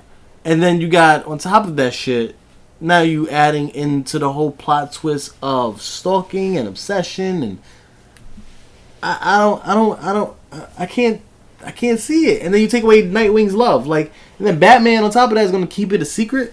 Like, yo, your bitch only wants you as sloppy seconds. Like, she couldn't get to me, so she's going to you. Oh my god. Like, that's basically what it is. Like, she couldn't get to Batman, so she goes to Robin. This is just, I don't know. That's what I'm saying. If you think about it, that's the only reason why she fell in love with Robin. It's fucked up. Because they're the same age. Right. So what the fuck does that tell you? I don't know. Maybe she needed to fuck Batman out of her system. I don't know. No. It looks like Batman fucking fucked her. Never hid it from fucking Dick Grayson for all these years until he's Nightwing. You know what I mean? And still doesn't know. He proposed. Remember, Nightwing proposed to her at one point when she was paralyzed as Oracle. And she I thought you said that he was going to. He was going to. And then at the end of the comic, he did. And then she turned him down because she said, you can't love me like this. You know what I mean? Like, because she's in a wheelchair. Mm-hmm. Self-pity bullshit. So, it's like... It's just fucked up. It's a fucked up situation that you kind of did. And I'm surprised Bruce Timm allowed them to do that shit. Because it's styled after the animated series. You know what I mean? Like, same costumes as the animated series. You know what I mean? Like, why would you allow it? Reading that script, I would have been like, I'm not joining this shit. Get somebody else to join this shit. Kevin Conroy as Batman, you're the iconic voice as Batman. Mm-hmm. Tara Strong, as you know, was the original voice of Harley Quinn, or the second voice of Harley Quinn, one or the other, but she also voiced Batgirl. Right. So I think she was the second. So the whole point is, like, why is everybody agreeing to this shit? Like, you worked on the animated series. Like, even in the animated series, they had the Dick Grayson, Barbara Gordon, romance thing going. So why would you do that? Like, everybody on that should be like, this is a violation of everything sacred. Fans are gonna riot, and they still went for the shit. I feel like sometimes DC just wants controversy. They want headlines, and they're getting it. We're giving it to them. So, time to get geeked up with games. My favorite topic of all. Are you finally gonna do some more Overwatch stuff? No more Overwatch stuff. No more. I'm maybe. I don't know. I'm kind of. I'm on the fence because every time we do games, it's been Overwatch and only Overwatch. So I want to do some different games. I know because that's what you've been like spread it obsessed out. with. I want to spread it out. So let's spread it out. You want to spread it out? You already spread it out. You're having my kid. All right. So let's. That's why you should have seen my face. I was like, let's get this going. Let's get this going. Let's get geeked up, baby. You ready to get geeked up? Yeah. Like the spliff of knowledge. Let's get geeked up. Oh shit. Taking it back, people. Sith, don't play yourself. Games. Getting geeked up on those games, man. Games. So, we're gonna run through this quick. Blue Beetle is in. The fuck is that? It's a superhero, baby. He's in Injustice 2, but there's no description or disclaimer or anything telling us which side he's on. Is he on the side of Batman, side of Superman? We don't know. So, Blue Beetle's in it though. At least we got Blue Beetle. I mean, Blue Beetle's interesting. So, Is he really? yeah, he's an interesting character. I mean, the Blue Beetle title has been won by a couple people. Okay. So, but it looks like the new one. I forgot the kid's name. Not a big Blue Beetle fan, but the Mexican kid basically. He's like young, he's Mexican, but it looks like he's an adult by the time this happens, you know, because he's taller and shit. So, Blue Beetle's in Injustice. For all those Pokemon Go fans that can't take their fucking Pokemon Go. eyes off their phone and getting hit by cars and raped and mugged and all this What? crazy shit happening. Yes, all this crazy shit happening. Easier way for you to have bad things happen in your life. There's a Oh new my phone God. case now for iPhones and Androids that is made to play Pokemon Go. Basically, what it is It gives you a fucking outline, and it just tells you, here's the Pokemon, here's where the Pokeball goes, and you gotta swipe up until your a certain fingers level. are inside the plastic, and you just move your finger up, and you caught it. No stress, no hassle. Unless your Pokemon pops out, runs away, or whatever. And if that motherfucking shit goes to left or to the right, and it's still off, it's not meant to be. Yeah, but if the Pokemon goes left to right, you just move your phone left to right and track it. But if you throw it left to right, you got a broken ass fucking phone case there, That's and what you need I'm to get saying. a new one. So yeah, my favorite topic is Marvel Ultimate Alliance. Now, see, I love Marvel Ultimate Alliance. It's one of my favorite games of all time, and it was revolutionary for me. I played that game for hours and hours and hours and Was it hours. really? And yes, it was. It was. That's why I wanted to share it with you when we got the Xbox 360 for you. Yeah. And it was such. It was a game that made me go, I enjoyed this game because I played X-Men Legends, which the game was based off of, like same team and all that shit. That game was horrible, but it had a lot of good mechanics. It was just horrible as a fucking game. Same concept, 4-man team, you know, old top down view, but it just felt so sluggish and slow, and you know, puzzles. It was just linear, like just walk straight, and you got all these rooms. Like there was no exploration or secret things, none of that. And I remember getting Ultimate Alliance 1 and downloading the Hulk and all these fucking overpowered ass characters and the villains and replaying the game just with them. My Hulk was beast. I had Hulk, Wolverine, Venom, and I think I had a flyer. Who was my flyer? I think it was Storm. Yeah. And I was just fucking demolishing people with the Hulk. Like, my Hulk was pimped out, yo. Like, Pimped out, bitch. he was pimped out. So, like, because remember, the Hulk has a regen. Yeah. Wolverine has a regen. Yes. So, I would just run back. Deadpool wasn't in the first one, was he? Deadpool, no. He was in Civil War. Okay. And then I would just run backwards in a boss battle because they wouldn't close the door in the first game. So, I would run backwards and have the bad guy chase me throughout the entire level. And I would just regen the whole time as I'm running away with Wolverine or the Hulk. Oh my god, you're so annoying. And then I would switch between them. So Wolverine would regen as the Hulk was out. And I would just like do all Hulk's smashes and all his moves and shit. The Hulk would start dying. I'll switch back to Wolverine, who's now full health. And like claw at him. Fucking cheater. Switch back to fucking Hulk. It was just amazing. I loved it. It was just like an arcade game for me. It was just like a classic arcade. You know, you go to the arcade. It reminded me of that, and I loved it. And when I got it for the Xbox 360 for you, all the DLC... We had a lot of fun playing we had a lot of fun, but the DLC was gone. Remember? Right. Because it expired. They didn't have the license for it anymore. So, good news, people. Ultimate Alliance 1 and 2 and all the DLCs are now coming out on Tuesday, which is 2 days away. And it's going to be in a package deal, only for downloadable content, only for the Xbox One and PS4. So, I am definitely buying that. What are you getting it on? Xbox One, of course. Okay. You know, I got the external hard drive for a reason, man. I'm putting that shit to I'm use. just asking. So, me and Cecily will be able to have hours and hours and hours and hours and hours. Maybe and we could hours. stream that. And we could probably stream that, yeah. And that's going to be awesome. You can find a stream at www.twitch.tv/osifTwitch. We have tons of streamers there and people that are streamers but are not able to have access to our account. So I have to sit there and host them. Even though we don't get any of their fan bases coming to us because their fan bases are still on their channel. So we're just technically doing it for fun. I'm extremely excited about that fact. He sounds so thrilled. I just think the people who can't stream should just join the YouTube team and just record their Jessams. yeah, Their gameplay. their gameplay and just join the YouTube team instead and just do YouTube gaming. You know what I mean? And you can propose that. And let the streamers stream. You know what I mean? Like, you can propose that, babe. I will propose that on one knee because that's how desperately we need that. my We need to be married to that idea at this point. But yeah, so it's coming and it's coming so hard I'm getting the jizz on my face. Like, I'm excited about that. Oh, okay. Can I jizz on your face? No, you cannot jizz on my face. You've done that enough, and then you also pissed on me. But that's for the sex episode. So, we're that's for later on this week in the sex episode. I have not jizzed on your face. Yes, you have. I've jizzed So, on your face? yes, you jizzed on my face. So, That must have been in the beginning. the last part of our gaming news segment today is going to be Nintendo. And Nintendo. So, Nintendo. wow, that actually did sound like a Japanese old 80s commercial. Yeah, really down. I said commercial because I want a Hershey. Commercial. Yeah. So Nintendo's going to re-release the Nintendo system. Really? Yeah, except there's going to be a catch. What? You can't open it. What? So you can't put cartridges in. What? Yeah, you can't put cartridges in. You're going to have an HDMI port too. But you can't put cartridges in. So no more Nintendo cartridges. That's You weird. can't put CDs in. Fuck that. That's No. weird. But what it is going to be a small console. Probably the size of like A book. podge or something. A podge or a book or something. And it's going to have 2 controllers. And it's going to have pre-downloaded 30 Nintendo classic games in there. Like Mario 3, things like that. But the problem is that I find, if you don't have Ninja Turtles, which was like the hardest fucking game on Oh Nintendo. my God. And you don't have Jason, Friday 13th, which was the hardest game on Nintendo, which people still have yet to beat. I want to play Donkey Kong. Donkey Kong Super Nintendo, baby. But I you talking know. about the original with the Yeah. ladders and Mario Yeah. jumping on? Yeah, they got that on that.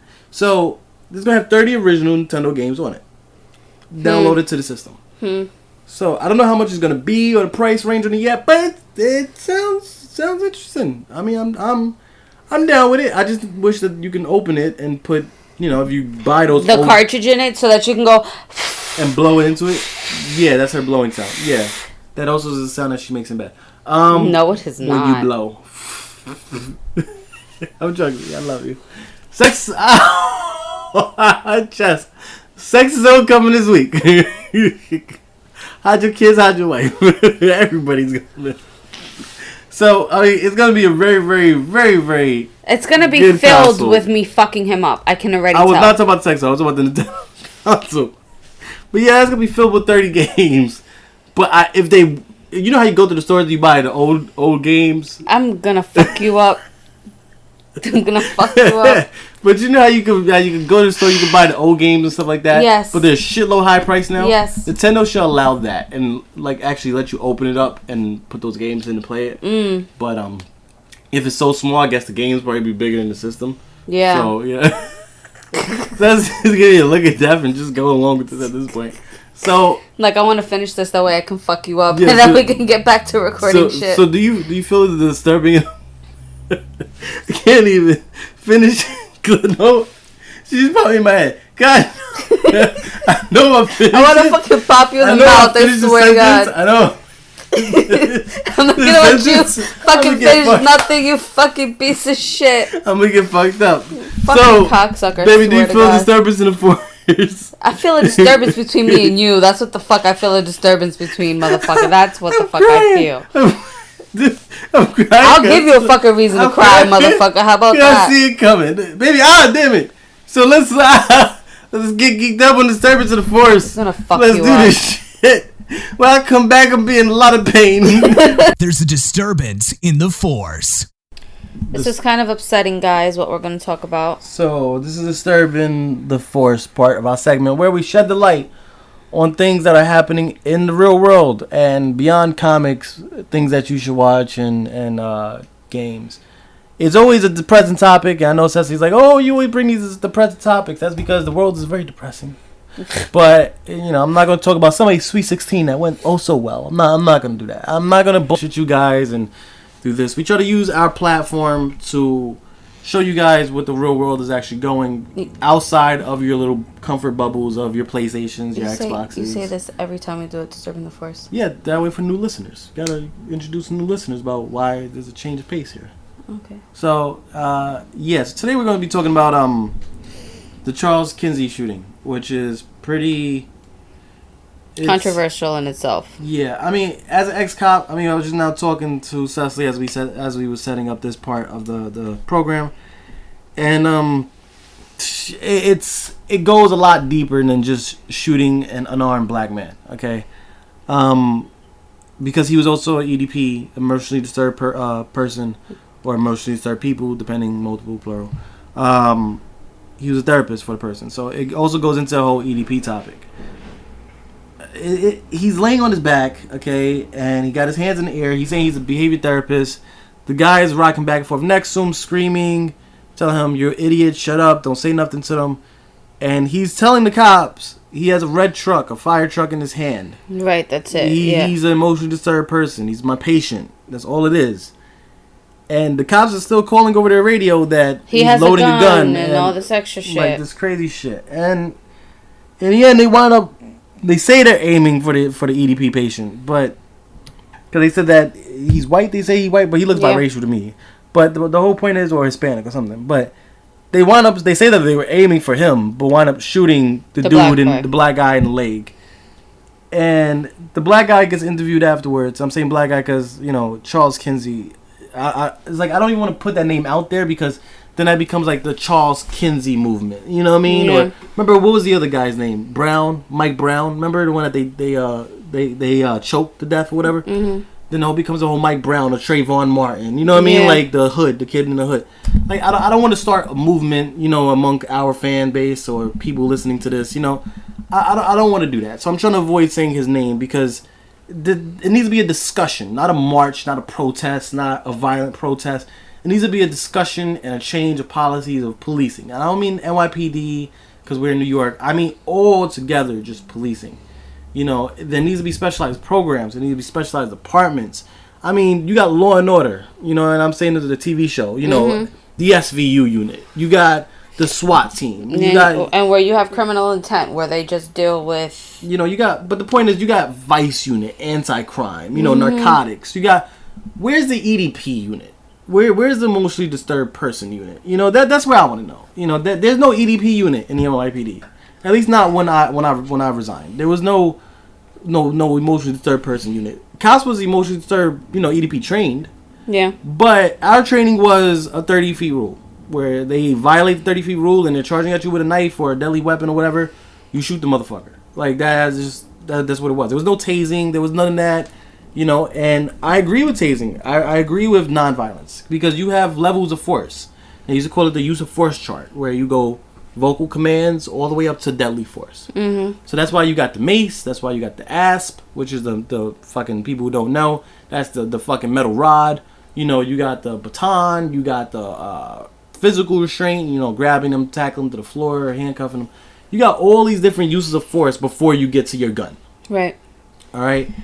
And there was none of that. There was no level of force. There was no violation of the 30-foot, policy. And, motherfuckers sitting on the floor rocking back and forth, and the therapist is laying on his back with his hands in the air saying it's a fire truck. Oh, I was afraid that he was going to shoot him. What, the fire truck? But that's the point. The nigga next to him did not even say it was a gun. But that's the whole point. It's like, what's the disconnect? Like, where it was such a volatile situation, but you didn't understand the English that was being... Well, because... It wasn't even volatile. He's on his back. I'm talking about the patient, the white patient that was rocking back and forth. He must have incited such a, like... His tone must have incited such a, like... I don't know why I got that bad of a reaction out of him. The cop that shot him. They said because it looked like he was loading a firearm. But you hear the guy next to him say, "I'm a behavior therapist. This is my patient." But that's what I'm saying. But I'm saying you hear that part, okay? You hear that part. But he has a gun. No. He has a red fire truck. That's all it is a red fire truck. And you miss that part. But that's what I'm saying. What was it that led it so that... There was none. It was just... It looked bad to them. Instead of calling for backup or calling for professional trained, you know, maybe the SWAT team or the ESU like we have in New York, you know, they pulled the trigger, man. They tried to shoot a dude sitting down. That's the fucked up worst part, is that he was sitting down. And they said, oh, it looked like he was going to shoot the guy next to him. Nigga next to him said that he had a red fire truck. So if he wasn't afraid, you think if somebody got a gun and I got my hands up in the air, my hands is not up because of the dude next to me. My hands up in the air is because of you. You understand what I'm trying to say? But Right. if he would have got up and ran to escape the criminal, they would have shot him for running at them. Right. So in that situation, it's a lose-lose. So as a cop, I guess the cop was like, well, the best thing to do is take out the threat. But he wasn't a threat if you listened to the motherfucker, because you heard the first part, but you didn't hear the second part. But the fucked up thing is, he didn't say it in paragraphs. He said it as one sentence. I am a behavior therapist. This is my patient. He has a red fire truck. So at what part of that one sentence, that run-on sentence, did you tune everything out? Right. Like, come on, man. I get the EDP was screaming in the street. You know, shut up, you idiot, whatever. Yeah, I get it. But the dude said he has a red fire truck. You know what I mean? It's not like he's being forced to say it like a kidnapping situation. You know what I mean? Like, come on. Like, so it's becoming this big issue with this, I'm going to say the name, this Charles Kinsey shit. It's becoming this big issue now, to where police all across the world now is looking at all these fucking EDP shootings, you know, and behavioral therapy shootings and all this shit, and it's becoming a big conversation that I think it needs to be.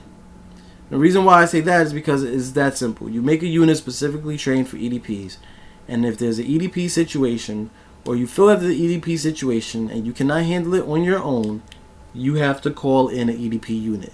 The EDP unit should be just like the ESU unit in New York City, where they have a base, but their trucks are out patrolling specific neighborhoods. I don't mean like black neighborhoods or minority neighborhoods. I mean like a certain part of Queens. Like you break Queens up in fours. You know what I mean? Right. You break Brooklyn up in fours. Because when we called ESU, when I was in the Upper West Side, the rich white neighborhood, okay, and we called ESU was there within 5 seconds. I thought these motherfuckers was like magic. Because they at one point said that they were in Jamaica, and I called them within 5 minutes. Right. They're there where I'm at.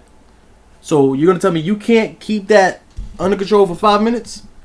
That means they hit the gas. They were going 200 miles an hour. They were going through red lights. You get what I'm saying? Like, everything just to get to where I was. So either they got fucking souped up Fast and the Furious 8 engines that we don't even think exist, or these motherfuckers are very good at their job. Right. Which is responding to situations. So I think there needs to be a unit like ESU that patrols specific portions of boroughs in New York or Texas or whatever, wherever they're at. And they need to be, I think, separate from the NYPD. They need to be separate from Dallas. 'Cause I know that they got Dallas police officers. They got San Antonio police officers. They need to be separate from any jurisdiction. You understand what I'm trying to say? Mm-hmm. Police departments. They need to be strictly for the state. Right. You know what I mean? So no matter where they are, they show up because they're specifically trained. Because every police department is trained differently. Right. So there needs to be one specifically, universally trained, let's call them the police department, fuck it, specifically for EDPs. I mean, it would have... So when that happened and they saw him come out with a knife, first thing the cops should have did, they should have backed up, went over the radio, called for that specific department. Screwdriver. Right, screwdriver. Call for that specific department and try to calm him down. If the dude rushed at him with the knife, then yes, you have the right in the world to shoot him and do what you got to do. Right. But should they have had tasers? Yes. But then that goes into another topic of taser training. Not everybody's taser trained. Not everybody can be taser trained, you know, in your department, because the NYPD refused to taser train everybody. They only gave it to bosses and above, which is sergeants and above. They were the only ones with tasers. And in my department specifically, my precinct specifically, we only had 4. And 2 of them were broke. Mm-hmm. So we only had 2 tasers for the entire department. Mm-hmm. You know, for the entire precinct. So you had 1 inside the precinct and 1 with whoever was the boss on patrol. The sergeant on patrol, lieutenant patrol, whoever was the boss on patrol had the taser for the street. So for us to get a taser, we had to call in the boss. Right. We had to call in the sergeant. Which it gives so much time for shit to be escalated. Exactly. To another like extent. You know what I mean? So even that in itself, I don't feel like is the right way to have this shit be like the right process, I guess, is what I'm trying to say. And now New York has this whole taser program that's going out. I resigned, 4 or 5 years ago? I resigned, and the point is, it's been so long since I resigned, okay? And cops still, every cop still doesn't have a taser. So that means this experimental program is still going on probably, where only certain cops have tasers. Just like certain cops have body cams, because not every cop in New York has a body cam now. Only certain cops have body cams. So it's like, stop the experimental programs. Do what needs to be done. Fork out the fucking money, because all you do is use us as ticket generators anyway. Right, and you're fucking creating such a like hostile situation. Fork out the fucking money. Roll out these goddamn programs and make this shit happen. Because it's getting to the point where it just, like, literally I just choked. Like, it's getting disgusting. Because as an ex-cop, I'm watching these things develop, and I'm just like, this shouldn't be happening. This shouldn't be happening. This shouldn't be And happening. it's happening all over the place. Right, and this is why I can't watch, like, cop movies and things like that, because I look at it and I'm like, this wouldn't happen. This wouldn't happen. It's like, once you're in that world, you judge that world. You know what I mean? Like, it wasn't like how fucking parent... I guess I feel like a parent now I'm about to be a parent or a grandparent, where, like, back in my day, it wouldn't have been like this. You get what I'm trying to say? Like, that's the way I feel. Yeah. So it's like, I look at, like, cop movies where, like, Kevin Hart is, like, shooting people in the back. You're not supposed to shoot people in the back. You would lose your badge for that. You know what I mean? Like, that's the way I can't look at the movie the same way. So looking at these problems that's happening in these communities, I'm looking at it not as a civilian point of view, but as a cop point of view, and I'm just looking at this shit like, there's so much wrong here. You know? So it's just, I just want people that's unaware of this situation and this whole, you know, they got this Black Lives Matter movement going on and things. All lives matter. I don't give a fuck if you're black, Hispanic, Asian, Latino, white, fucking Caucasian, a race that we haven't discovered yet that comes from outer space. I don't give a fuck. All lives matter. Human life and life in general, animal life, every life that there is, plant life, whatever, you know, germ life, I don't care. Every life is beautiful, and I'm not going to get into religion, but everything is beautiful in God's eyes too. And I mean, it's just, nothing should be snuffed out. And that's the way I personally, you know, feel in this subject. And I feel you can't ask for integration, but then segregate yourself. You can't say Black Lives Matter and then ask to be integrated at the fucking Oscars or at the Emmys or at the Grammys, or, you know, you can't do that. All lives have to matter. You can't ask for integration at one BT. You can't, you know, say yes. And I understand a fucking huge amount of minorities are being shot. I get that. I'm down with that. I understand with that. You know, I'm down with that movement. But at the same time, your motto shouldn't be Black Lives Matter. It should be all lives matter, period. And that goes back to this whole Charles Kinsey shooting. Yes, he was black. Yes, it was unjust. But that's not the topic we need to be looking at. It's not his race that matters. Yes, his race played a part. I'm not saying it didn't. But that's not the topic that we should be looking at. We should be looking at how police, period. That's what we should be looking at. Fix that problem, and then worry about the race problem afterwards. Because if you fix that problem, they have to stick to new rules, new protocols, so whether they like it or not, racist or not, they have to go and play by the book. So change the protocols of the police department before you try to change the racism in the police department. Because people are going to be racist. That's who they are. Okay, a 20-minute video on how not to be racist against black people are not going to stop that person from being racist. Okay, anybody can hide their racism at the same time in any police department. So if they say, well, just get rid of the racist cops, how do you know who's who? How do you know? Like, how is it based upon how many shootings they had? Because most cops don't have shootings.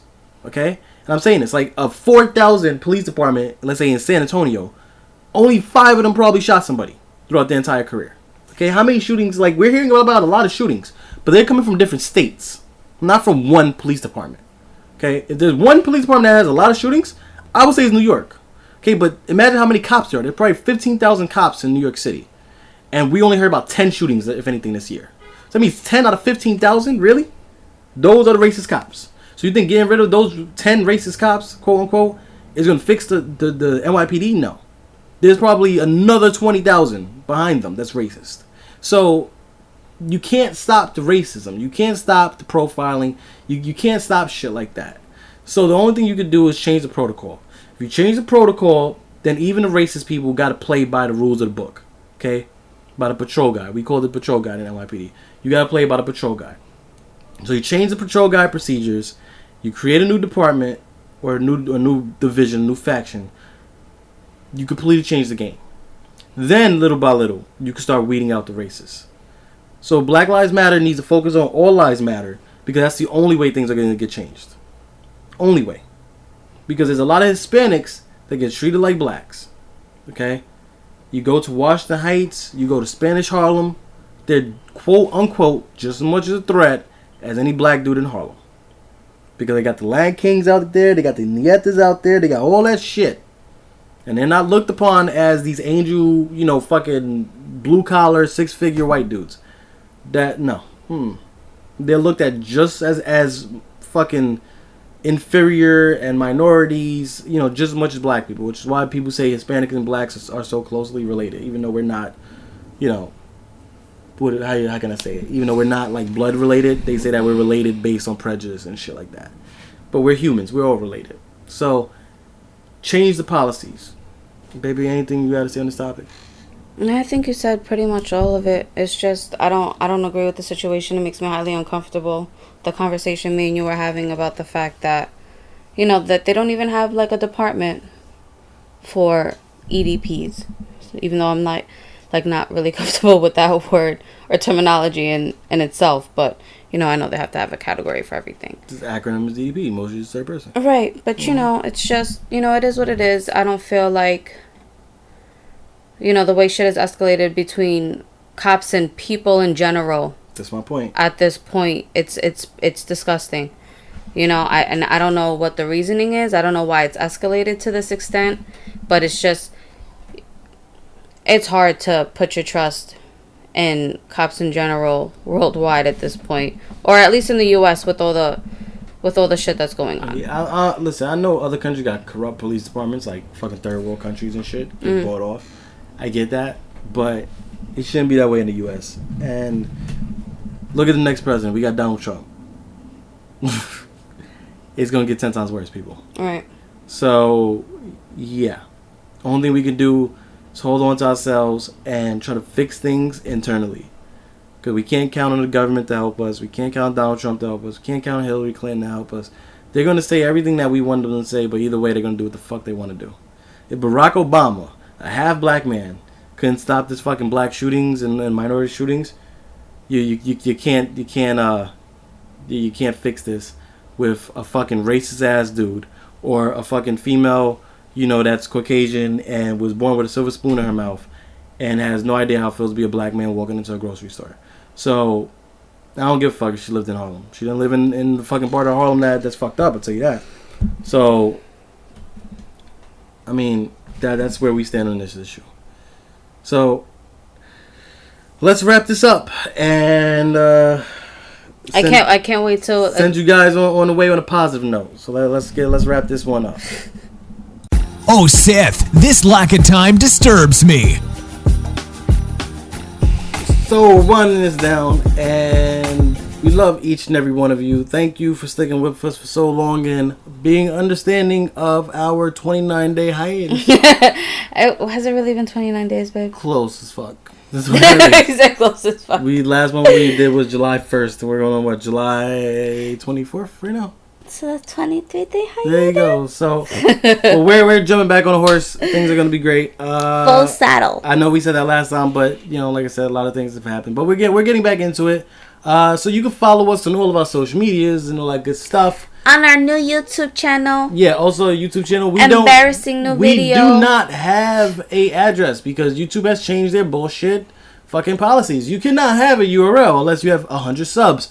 So we need those 100 subs, people. So what you can do is go to youtube.com, type in O space on this one, Sith, SITH, O space Sith, and give us those 100 subs that we need to at least start out so that we can give you an actual URL.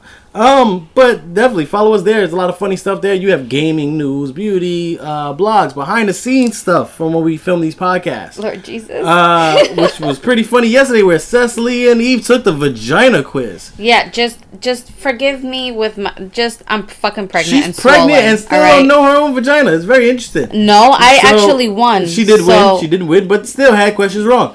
But it's pretty funny. So that's my point. There's a lot of funny stuff there. There's also going to be another video posted later on this week of me doing Yvonne's makeup. That's even more funnier. That's hilarious. So, like I said, you can follow us there. You can follow us if you like gaming on Twitch, OSIF Twitch. You can also follow us on, give me another one that we have. We have a lot. Instagram, OSIF Show. OSIF Showgirls on Instagram. OSIF Lords on Instagram. We have a lot. And big shout outs again to Gunhead Designs for being our sponsor and our promoter of today, as well as everybody else like you guys out there, our freaks and geeks that follow us every week and listen to us every week. So until next time, baby. May the fucking force be with you. Thank you. She got it right, Eve got it wrong, but you'll see that in the video. May the fucking force be with you. Game over, bitches. This has been the OSIF Show podcast. Not enough for you? Make sure you subscribe. New episodes every weekend and bonus surprise episodes throughout the week. Check us out on all of our social media like Instagram, OSIF Show, Facebook, OSIF Show, Twitch, Dark Deathwing. You can also write to us at forcefromthefans@osith.com.